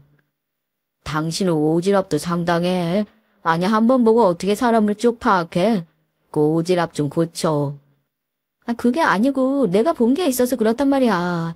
둘째 동서가 아까 자기 학교 어디 나왔다 말하면서 막내 동서 학교 자기도 가고 싶었다 하는데 살짝 비웃더라니까. 니까짓 게 어떻게 여기로 오냐 이런 표정으로. 당신은 못 봐서 모르는 거야. 아무튼 난 봤어, 그 표정. 전 분명히 봤습니다. 당시 막내 동서의 입꼬리가 슬그머니 올라가면서 웃음을 참으려는 그 표정. 거기에 둘째 동서도 기분이 나빴는지 금세 풀이 죽었고요. 이후 펼쳐지는 전개는 정말 기가 막혔습니다. 이건 거의 한 편의 막장 드라마나 다름이 없었어요. 막내 동서가 호화로운 결혼식을 올린 후 저희 시댁 사람이 되었을 때 저를 그렇게 무시하던 둘째 동서와 마찰이 일어나게 된 거예요. 둘째 동서는 막내 동서에게 다가가기 위해서 나름대로 친화력을 발휘한 게 틀림없었습니다. 동서 보는 눈 있네. 이 팔찌 그 명품 브랜드 팔찌 맞지? 나도 하나 갖고 싶었는데 역시 우리가 사는 수준이 비슷해서 그런지 안목이 비슷한가 보다. 네? 아, 그 브랜드 아닌데요. 그래? 나도 모르게 헷갈리나 보네. 부끄러워라. 그나저나 우리 동서 나랑 언제 한번 브런치 카페 가자. 내가 강남에 있는 아주 맛있는 브런치 카페를 알고 있거든. 고급스럽고 분위기도 좋아. 특별히 내가 살게. 죄송해요, 형님. 저 워낙에 바빠서 시간이 잘 안 나요. 요즘 한국 들어와서 아버지 사업 돕느라 바쁘네요. 막내 동선 칼같이 둘째 동서의 제안을 거절했고 그 후 기분이 나빠진 둘째 동서는 안쓰러울 정도로 얼굴이 화내로 붉어지더니 이내 박차고 나가버리더라고요. 구경꾼으로서 이 모든 광경을 보던 전 그저 웃길 뿐이었죠. 둘째 동서가 저한테 한 번 권유하지 않았던 청담동 브런치 카페, 들어는 봤지만 가보지 못한 곳이었는데 막내 동서에게 보기 좋게 퇴짜 맞아버리자 마음 한편으론 고소하더라고요. 하지만 막내 동서가 그렇다고 인성이 좋은 사람은 아니었어요. 전형적인 부잣집 집안에서 자라선지 손에 물 묻히는 걸 굉장히 싫어하더라고요. 전 어렸을 때부터 가정과 아주버니가 요리며 과일이며 다 해다 주셔서 배워본 적이 없어요. 배울 필요가 없으니까요. 미국에서 유학 생활했을 때도 거의 다 사 먹었거든요. 어느 날 시어머니가 우스갯소리로 우리 이쁜 막내 며느리가 깎아주는 과일 먹고 싶단 말을 하셨는데 거기에 이렇게 반응을 했어요. 시어머니도 상당히 당황하셨죠. 그랬구나. 거기까진 이 시애미가 미처 생각을 못했네. 그래, 뭐 그럴 수도 있지. 과일이야, 내가 깎아주면 되지. 민규애미야, 네가 좀 깎아와라. 시어머님 분명 내심 자기 아들이 집에서 밥을 잘 얻어먹고 다니는지 궁금도 하시고 걱정도 되셨을 텐데 끝끝내 본심은 숨기시고 비위만 열심히 맞추더라고요. 그리고 저에게 오히려 한여 노릇을 시키려고 하고요. 제가요? 저 지금 할 일 많은데. 그럼 내가 깎아야겠니? 참말 말고 얼른 깎아와. 저는 열이 받아 죽는 줄 알았습니다. 제사가 끝나고 제기를 정리하는 일이나 음식을 준비하는 일은 저와 시어머니 둘째 동서가 도맡아 해야 했어요. 막내 동서는 옆에서 흉내만 낼 뿐이었지 사실상 큰 도움은 안 됐거든요. 오히려 있으면 걸리적거리기만 해서 제가 거실에 나가 있어도 된다 말했을 정도니까요. 사실상 제가 준비는 거의 다 했지만요. 시할아버지, 시할머니 제사인데도 굳이 이걸 왜 며느리가 와야 하냐고 동서들 다 하기 싫은 내색을 가득 냈었거든요. 저도 물론 저 이뻐하지도 않고 구박만 하는 시댁 오기 싫었죠. 하지만 그렇다고 며느리의 도리라는 시어머니의 말씀을 어길 만한 힘은 없었습니다. 그러던 어느 날 청천벽력 같은 사건이 터졌어요. 둘째 동서와 막내 동서가 언제 그랬냐는 듯 화해를 하고 저에게로 모든 화살이 쏠리게 된 사건이었죠. 둘째 동서는 언제나 돌려서 제게 막내 동서의 흉을 보곤 했는데요. 외국 대학 나왔다고 뻐기는 거 진짜 웃기지 않아요, 형님? 난 어이가 없더라. 지들이 해외파다 유학파다 이런 애들이요. 막상 막내 동서 보면 영어 그닥 잘하는 것 같지도 않던데 말이에요. 그런가? 네, 그렇다니까요. 거기다 자기는 어리고 아직 창창한 나이라면서 나이 갖고 얼마나 징그럽게 자랑을 해대던지 짜증내 죽겠다니까요. 막내 동서의 나이가 어린 것, 이것도 둘째 동서의 눈에 거슬리는 것이었습니다. 둘째 동서는 전부터 피부과 시술이며 이런 것들에 유독 관심이 많았는데 주름 하나 없이 팽팽한 막내 동서의 얼굴이 보기 싫었는지 얼굴이 천박하게 생겼다며 온갖 욕을 해대더라고요. 그러다 어느 날 막내 동서가 이것을 들은 것이에요. 두 사람은 바로 머리채를 붙잡고 싸웠습니다. 저도 이날 일을 떠올리면 상상이 안 가지만 정말 성인 여자 두 명이서 그것도 배웠다 할 만큼 배운 사람들이 누가 뭐라 할 것도 없이 머리채로 잡더라고요. 막내 동서도 나름대로 쌓인 게 있었던 모양이었어요. 내가 이럴 줄 알았어. 뒤에서 내 욕하고 이럴 줄 알았다고. 자꾸 나한테 영어 번역해달라고 시키고 할 때부터 너 진짜 우스운 거 알아? 한국에서 고작 변호사인 게 뭐가 되시라고? 그러면서 막내 동선 둘째 동서의 약점을 건드렸는데 바로 둘째 동서의 친정 집안이었죠. 둘째 동서 친정 쪽엔 문제 있는 사람들이 많았는데 친정 오빠인가 아버진가 둘이서 집안을 한번 대차게 말아 드셨다 들었거든요. 그것 때문에 둘째 동서가 꽤나 스트레스를 받았고 임신도 친정이 그 모양이라 안 되는 거라고 할 만큼이요. 그 뒷사정을 어떻게 알았는지 막내 동서가 이 일을 건들자 둘째 동서도 가만히 있지 않았습니다. 너야말로 재수없게 설치지 마. 어디서 부자 친정 뒀다고 유사를 부려. 막말로 네가 박사학위를 받았는지 안 받았는지 어떻게 알아? 거짓말하는 건지 너가 아냐고. 영어 발음도 구린 주제에 너 같은 애들 우리나라에서 사짜지가 문턱도 못 들어와. 유치함이 마구 섞인 이 날선 대화에 끼어들 틈은 없었습니다. 남편과 전 더욱 그랬고 서방님들은 말리는 신용만 했지 뭘 못하더라고요. 하지만 이때 단 한 분 일을 멈추실 수 있는 분이 누구였겠어요. 바로 시아버지였죠. 시아버지는 벼락 같은 불호령으로 당장 그만두라고 소리치셨습니다.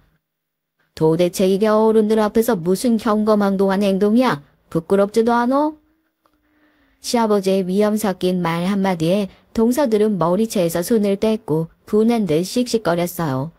시아버지는 두 사람에게 각각 무엇을 잘못했는지 써오라는 숙제를 내셨고 그것을 내기 전까진 집에 못 간다는 말씀을 하셨습니다. 이 말을 순순히 들을까 궁금했지만 두 동서들은 그래도 순순히 각자의 방으로 들어가더라고요. 그 사이 무섭도록 고요한 침묵이 흘렀고 잠시 후 동서들이 한 명씩 종이를 들고 시아버지의 서재로 들어갔어요. 먼저 들어간 건 둘째 동서였어요. 눈물을 훌쩍거리며 들어가선 무어라 시아버지와 대화를 나누더군요. 그 대화가 무척 궁금했지만 신기했던 건 서재에서 나오는 동서의 표정이 약간 풀려 있었다는 것이었어요. 아까의 분함이 사라지고 감정이 사그라든 얼굴이었죠. 막내 동서 역시 마찬가지였습니다. 둘째 동서보단 시아버지와 좀 길게 대화를 나누고 나오더니 살그머니 기중은 얼굴로 짐을 싸더라고요. 그리고 정말로 신기한 건 두 사람이 서로 미안하단 말을 중얼거렸다는 겁니다. 미안해 동서, 내가 좀 심하게 말했어. 아니에요 형님, 저도 괜히 말이 세게 나갔어요. 깜짝 놀라 나중에 시아버지에게 도대체 어떻게 두 사람을 화해시켰냐 여쭤보니 시아버지는 빙그레 웃으며 말씀하셨어요. 두 사람이 진정으로 미워해서 이런 일이 일어났다 생각하니 그냥 잠시 질투심에 열등감에 자격지심에 눈이 먼 거지. 그 점을 얘기해 준 것뿐이다. 난 별 달리 말한 게 없어.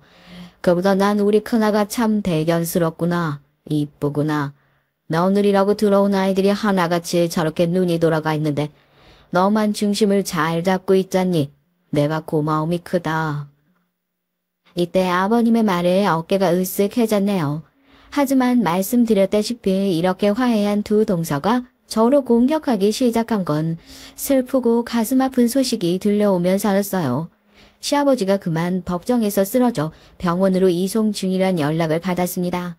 들어보니 시아버지는 이미 암이 진행된 후였고 당장의 수술이 필요한 상황이었죠. 여보 어떡해? 우리 아버님 제발 수술 잘 되어야 될 텐데. 병원 안에 마련된 공간 안에서 얼마나 하느님을 외쳤는지 몰라요. 부디 잘 되게 해달라고 빌고 또 빌었죠. 기도가 통한 건지 하늘이 아직 때가 아니라 판단한 건지 수술은 다행히 잘 끝났습니다. 문제는 그 다음이었어요.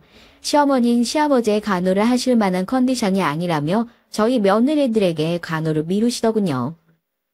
그래, 간호는 정성이라고 간병인 들인다고 해도 며느리들이 함께 하는 게 맞겠는데 사실상 둘째 아가는 중대한 일을 하느라 바쁠 거고 셋째 아가도 사돈 어른 회사 돕느라 바쁠 테지.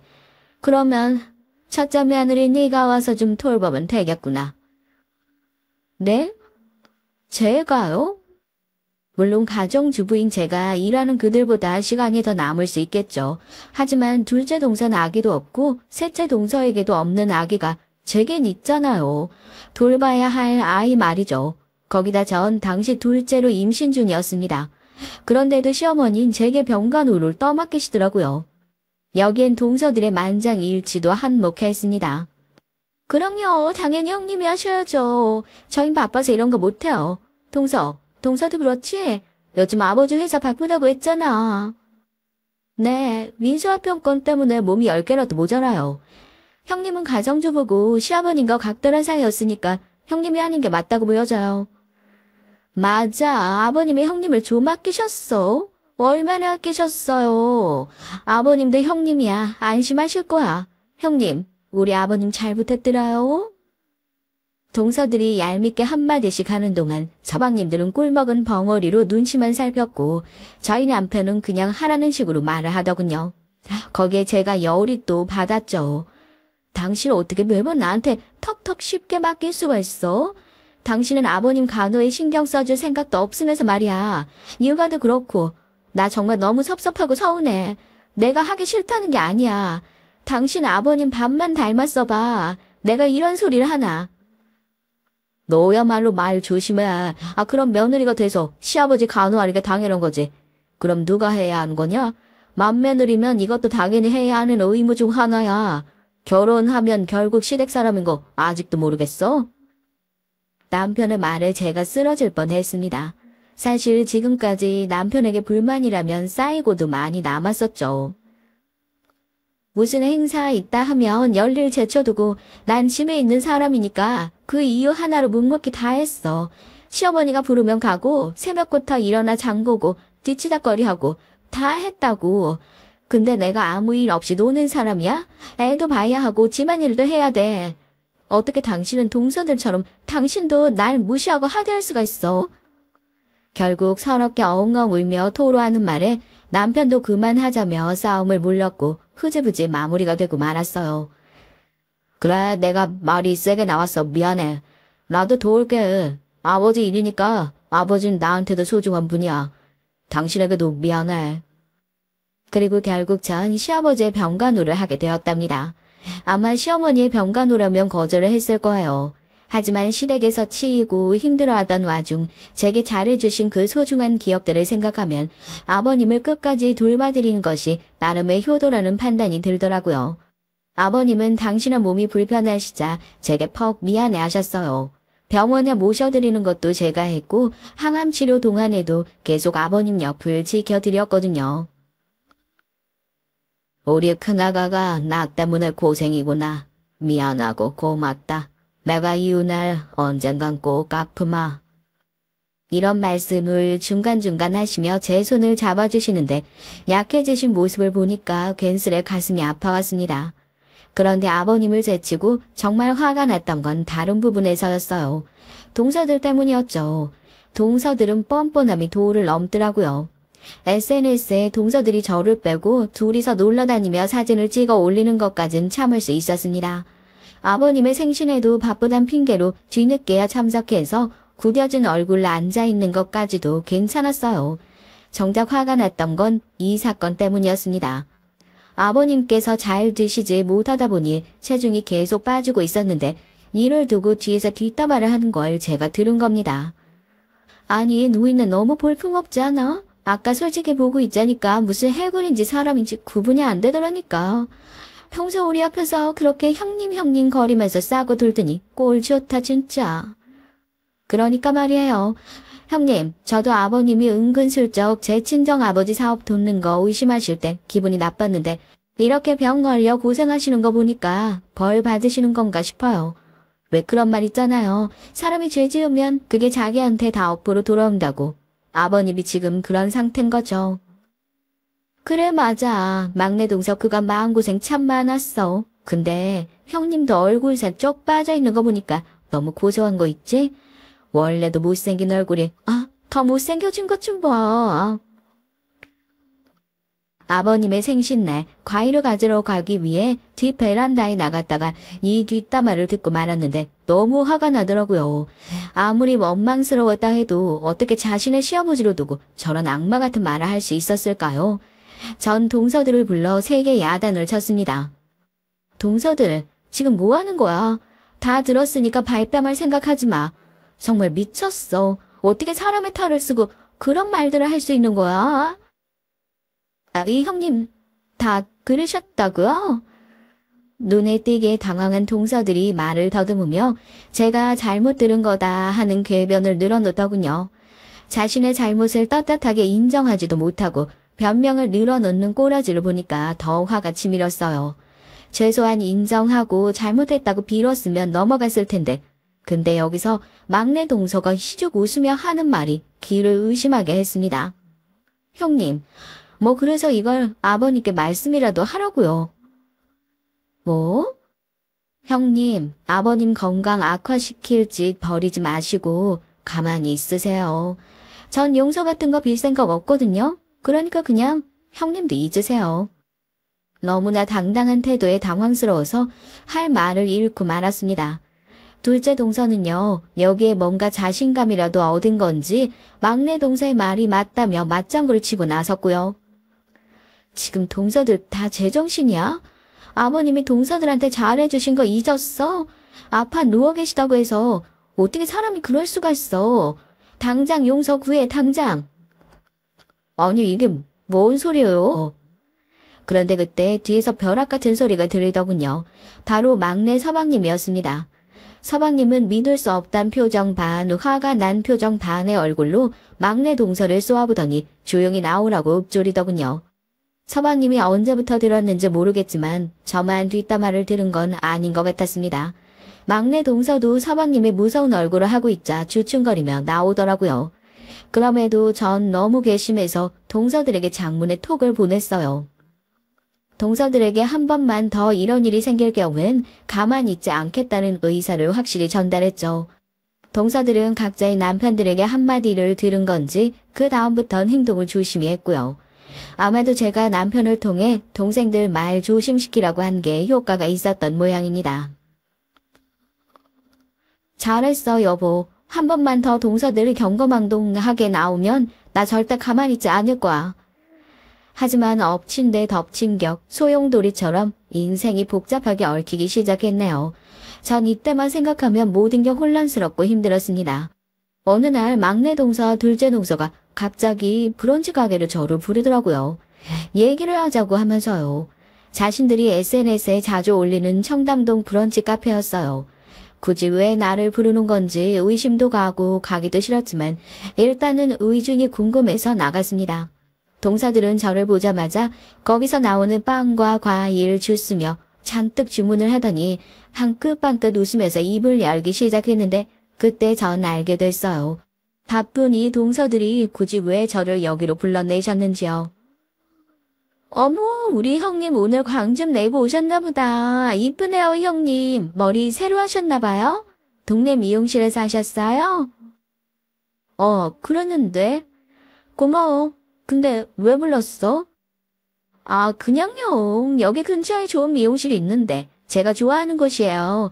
오늘 저희도 친히 만나러 나와주시고 고마우니까 제가 그 미용실 소개시켜 드릴게요. 두피 케어도 받으시고 마사지도 받으러 가요. 형님은 그런 거 별로 못 가보셨을 거 아니에요. 동서, 마음 고마운데 괜찮아. 나도 두피 케어 받고 다녀. 아우, 그런 싸구려 동네 미용실이랑 질적으로 다르다니까요. 거긴 제가 아는 원장님이 하는 곳이라 쓰는 제품도 손길도 달라요. 그렇지 맞네, 동서. 맞아요, 큰형님. 큰형님도 관리라는 걸 좀 하셔야 하잖아요. 이제 민규 학교 들어가면 민규 친구 학부모님들도 만나고 다니실 텐데 다른 사람 시선이나 이목도 신경 쓰셔야죠. 막내 동서와 둘째 동서가 합이 맞아 이런 말들을 늘어놓고 있는데 그때야 짐작이 됐죠. 아, 지금 저들 남편에게 당한 것들을 나에게 화풀이하고 있구나. 거기다 브런치 카페에서도 저들만 쏙 나가버려 계산도 저에게 시키더라고요. 그리고는 갑자기 불어로 말을 하더라고요. 물론 제가 알아들을 거라고는 생각도 못하고 마구잡이로 말하는데 웃겼습니다. 한국말로 옮기자면 대강 이런 내용이었어요. 형님, 저 브런치 카페 비용 벌벌 떨면서 냈겠지? 하여튼 여자가 능력이 없으면 이래서 안 돼. 너무 불쌍하지 않아? 그러니까요. 저야 해외여행도 많이 다니고 형님도 똑똑하신 분이니 이렇게 불어로 얘기해도 대화가 통하지만 가만 보면 큰형님은 너무 수준이 떨어져요. 집에 처박혀 있는 꼴이 불쌍하다니까요. 불어를 알아들을 거라고는 상상도 못하고 짓거려 댄 거였죠. 전 일부러 아무 말 없이 계산도 했고 못 들은 척 동서들이 하자는 대로 마사지 샵도 갔습니다. 일부러 비싼 곳을 검색해서 풀코스로 관리를 받았어요. 그리고 마지막에 계산할 때 이거 동서들이 사는 거지? 난 집에서 애만 보느라 돈이 별로 없어. 한마디 던지고 나와버렸죠. 동서들을 은근히 열받은 표정으로 마사지 샵에서 걸어 나오는 걸 보곤 속으로 웃었어요. 이때만큼은 더 이상 예의고 뭐고 갖추고 싶지 않았습니다. 그리고 일부러 전 불어로 얘기했어요. 동서들은 다른 사람 시선 퍽이나 신경 써서 그러고 다니나 봐? 매일 명품 샵 가는 거 지루하지도 않아? 아, 둘째 동서는 아직 애가 없어서 철이 안 들었나 봐. 막내 동서는 나이가 어려서 그런가? 근데 그 나이면 이제 어리다고 말할 수도 없는 나이인데. 막내 동선 돈 많고 시간 많으면 보톡스나 맞으러 다녀. 하도 인상 쓰고 다니니까 미간에 주름 잡혔잖아. 뭐라고요, 형님? 아, 지금 감히 누구한테? 그리고 어떻게 형님이 불어를 하세요? 무식한 형님이? 무식하긴 누구 보고 무식하다는 거야? 상대방에 대한 예의나 존중 하나 없이 뒷담화는 니들이 진짜 무식한 사람이야. 알아? 아, 어이없어. 동서 두 명은 제가 불어를 유창하게 하는 모습에 할 말을 잃더라고요. 전 유유히 뒤돌아서 집으로 돌아왔어요. 오랜만에 남의 돈으로 마사지 받으니까 기분은 괜찮더라고요. 무엇보다 동서 두 명에게 한 방을 먹였다 생각하니 통쾌함을 넘어 짜릿했습니다. 사실 전 외국어에 굉장히 관심이 많았어요. 영어, 불어, 스페인어에 관심이 많아서 혼자 열심히 인터넷 강의도 듣고 가끔은 외국인 친구와 편지도 주고받으며 연습을 하고 있었죠. 그러다 보니 실력이 조금씩 늘더군요. 그래서 이렇게 유창히 말할 수 있는 실력이 됐는데 동서들은 제가 말을 꺼내지 않았으니 전혀 모르고 있었죠. 저녁엔 조금 나아진 기분으로 아버님이 좋아하실 것들을 챙겨서 시댁으로 갔는데요. 시어머니가 유독 칼을 탁탁 내리치며 채소를 다듬고 있었습니다. 무언가 불쾌하신 듯 보였어요. 너 잠깐 나 좀 보자. 너 오늘 네 동서들한테 뭐라고 했다며? 네가 손이 사람이라고 해서 뭐든 입에서 나오는 대로 말해서야 되겠니? 그럴 수 있다 여기는 거야? 동서들이라고 해도 엄연히 걔네는 잘난 애들이야. 너는 아니고. 앞으로 다신 그러지 마라.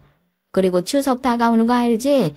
차례상 준비 너랑 내가 해야 되니까 아침 7시까지 와라. 알겠니? 아, 동서들은 엄연히 잘난 애들이고 정 가정주부니 찍소리하지 말라는 건가요? 어머님, 그건 제가 싫어요. 제가 손윗 사람이니 잘못한 건 지적하고 바로 잡아줘야죠. 동서들 저번엔 아버님 뒷담화도 했다고요? 아, 됐고 더 듣기 싫다. 그날 밤늦게까지 정신없을 테니 버릴 옷으로나 입고 와라. 시어머니의 당치 않은 말에도 화가 났지만 저랑 시어머니만 차례상을 준비해야 한다는 말이 이상했습니다. 물론 그동안 동서들이 적극적으로 무언가를 한 적도 없었지만 이상하게도 시어머니는 동서들이 그날 없을 거라는 듯 얘기를 하셨거든요. 당까지 할 게 많으니 편한 옷차림으로 오라고 하신 것도 그렇고요. 하지만 실제로 그런 일이 일어날 줄은 몰랐습니다. 가감없이 말하면 동서들이 이렇게나 개념 없는 인간들인지 몰랐어요. 추석 당일 제가 아침부터 아이를 데리고 시댁에 도착하기 직전 전화가 걸려왔더라고요. 둘째 동서에게서요. 저희 해외여행 가요. 이번에 저희들 다 미팅에 일을 치이다 보니 너무 힘들었거든요. 그래서 몸 풀 겸 가는 거고 시어머니의 허락도 다 받았으니까 능력 없는 형님이 차례상 차리고 다 해요. 괜찮죠? 뭐? 동서들 지금 장난해. 이걸 어머님한테 허락을 받았다고? 그러고 전화는 툭 끊겼습니다. 제 말을 무참히 씹고 먼저 저쪽에서 전화를 끊어버리더라고요. 옆에서 통화 내용을 우연히 엿들은 남편도 쉽게 화내지 않는 양반이 지금 제정신이라고 펄쩍 뛰더라고요. 아니 재수 씨 둘 다 해외여행을 갔다고? 우리 엄마가 이걸 허락까지 했다고. 아니 집구석이 도대체 어떻게 굴러가는 거야? 아직 개판 아니야 이거. 급하게 시댁으로 뛰어들어간 남편이 시어머니에게 뭐하라 따지자 어머님은 애꿎은 저를 노려보셨어요. 저도 할 말이 많았기에 지지 않고 눈길에 맞받아쳤습니다. 동서들이 왜 추석날 오지 않는 거냐, 해외여행이라니 당치도 않다. 제야 할 말을 하고 있었죠.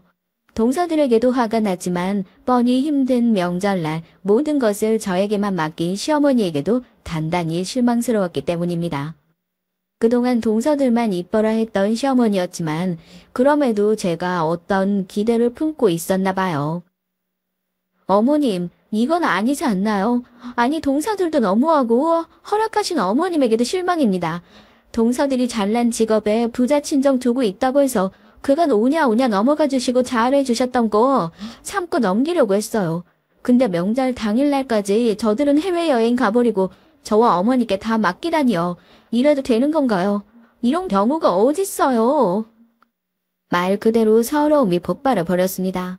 쏟아내면서 저도 모르게 줄줄 눈물이 나오더라고요.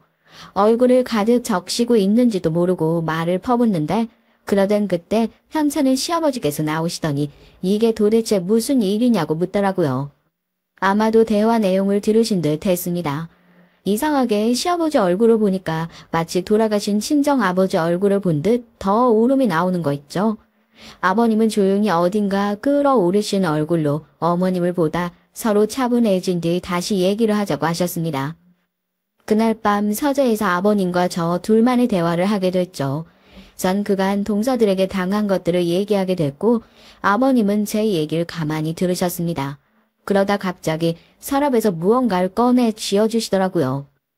이걸로 네 동서들 싹 다 밟아버려. 그 나쁜 것들. 평소 점잖으신 아버님 입에서 나온 다소 거친 말투에 약간 놀라워할 것도 잠시 전 봉투 안에 도대체 무엇이 들었는지 궁금했어요. 도대체 무엇이길래 동서들을 밟을 수 있다는 걸까요?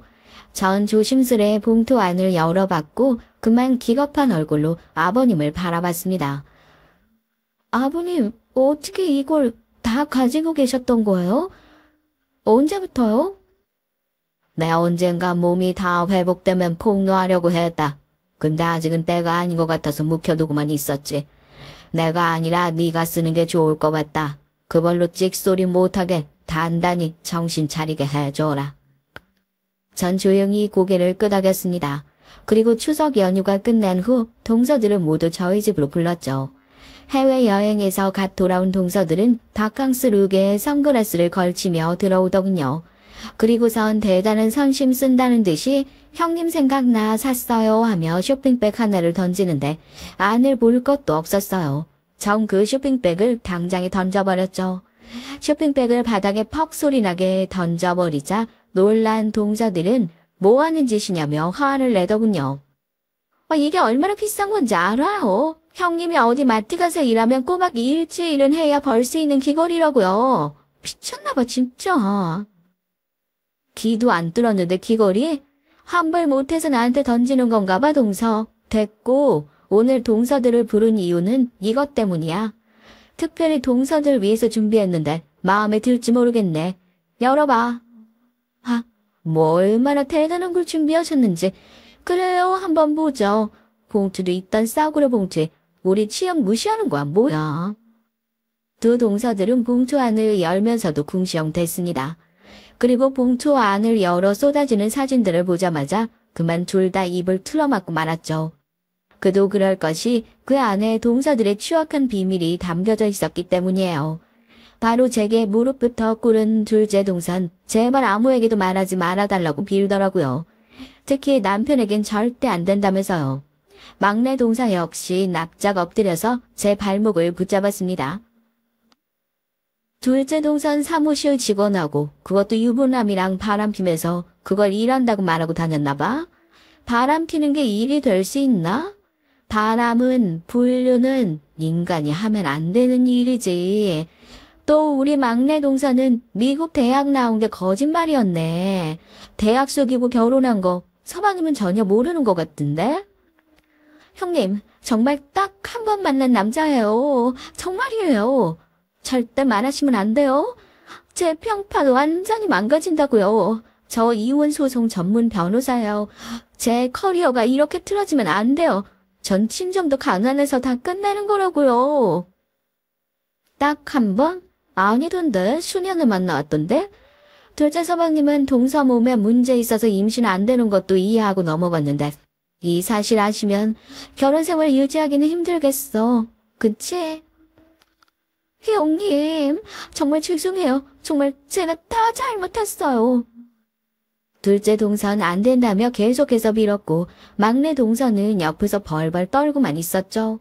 자신이 미국 대학 나왔다는 걸로 꽤나 거들먹거리고 다녔을 텐데 제가 이 사실을 알고 있으니 무서웠겠죠. 근데 막내 동선 우습게도 저에게 이런 제안을 했습니다. 돈을 줄 테니까 입을 다물어 달라고요. 돈으로 모든 것을 해결하려는 태도가 기가 막혔습니다.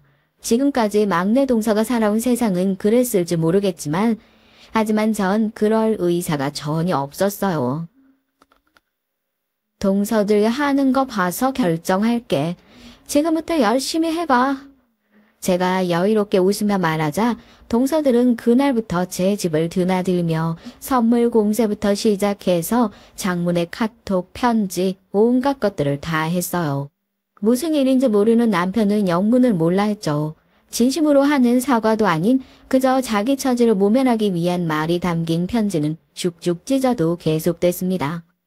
그러던 어느 날 아버님이 저를 부르시더라고요. 어떻게 되어가고 있냐는 질문에 사실대로 전달을 드렸더니 시아버지는 흡족히 웃으셨어요.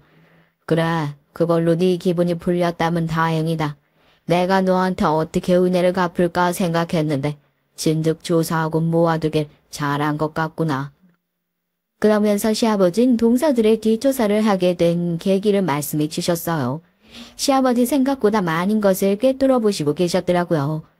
동서들이 앞에선 천사편 며느리 흉내를 낸다고 해도 뒤에선 얼마나 방탕한 짓들을 하고 돌아다닐지 말입니다. 그이 안에 놀랐죠. 그리고 아버님은 저에게 한 가지 더 큰 행복을 선물하시겠다고 하셨는데요. 네가 외국어에 관심이 많다지? 이 돈으로 학원을 한번 차려보거라. 내 생각엔 아주 잘할 것 같다. 요즘은 성인들도 외국에 관심이 많지 않니? 진영이가 그러더구나. 네가 누군가를 가르치는 거에 관심이 많다고. 사업을 해야도 좋고 뭐든 네가 하고 싶은 꿈을 펼쳐보거라. 이것은 엄청난 선물이었답니다. 아버님께선 본인의 노후 자금이 넉넉하니 저에게 선물을 하고 싶다고 돌아올 제 생일을 맞아 무려 3억이란 큰 돈을 주셨어요. 너무나 감사하죠. 엉엉 목 놓아 울었답니다. 이제 아이도 크고 있겠다. 제 일을 하고 싶었는데 사실상 경력도 단절됐고 일하기 쉽지 않은 처지에 있었거든요. 인터넷으로 무엇을 하면 좋을까 찾아보고 있었는데 남편이 이를 기특하게 아버님께 전달한 모양이었습니다. 감사합니다, 아버님. 정말 감사해요. 감사하다는 말을 수없이 되뇌이며 눈물을 뚝뚝 흘리자 손수 닦아주신 시아버지. 아마도 하늘에 계신 친정아버지가 제게 주신 선물이 아닐까 싶었네요.